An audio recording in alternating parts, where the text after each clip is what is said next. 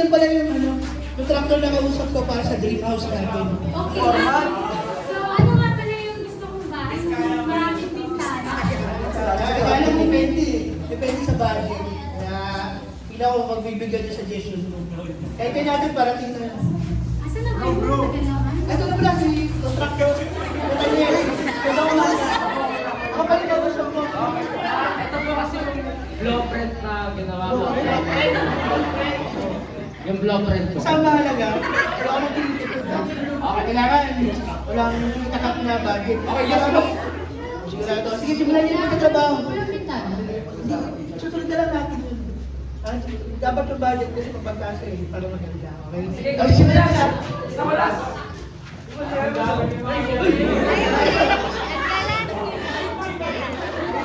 Bili ko muna dyan.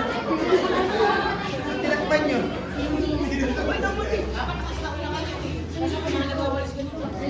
Ay, bawalis yun.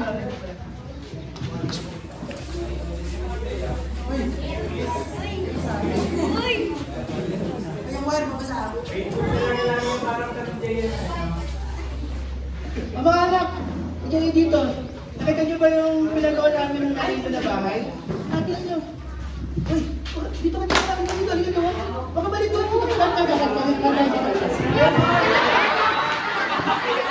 Ano ba yung kasi? Ano ba? Pupunta mo nga si Jay Engineer.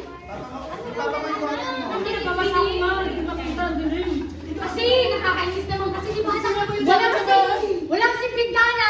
Di ba? Hindi ka na balitan eh. Sana. Hindi ko nahirapan naman naman ng pintana. Basta ka na. Dito ka lang magulo pa. Kasi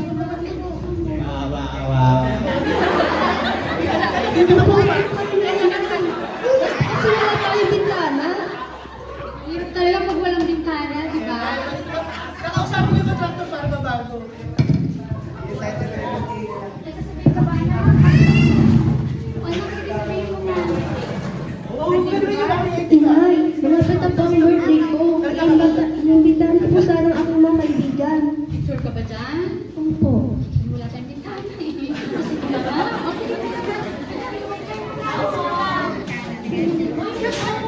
Thanks for inviting us. Pero parang ang init sa inyo.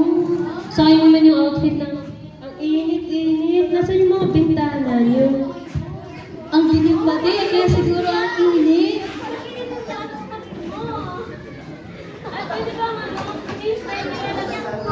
Change venue na lang tayo. Kasi sayang naman yung mga makeup namin. Ang init. At tita, change venue na lang po kami. Pasensya na. We can't afford to stay here eh. Sorry, bye. Ay! Sige, salamat. Wala mo, ano yan? Bubong.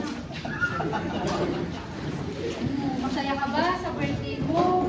Inay, ano ba yan? Mukhang hindi naging masaya ang aking mga kaibigan.